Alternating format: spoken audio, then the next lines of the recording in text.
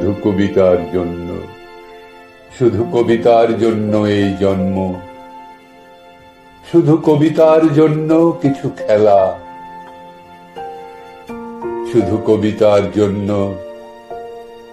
একাহীন সন্ধেবেলা ভুবন পেরিয়ে আসা,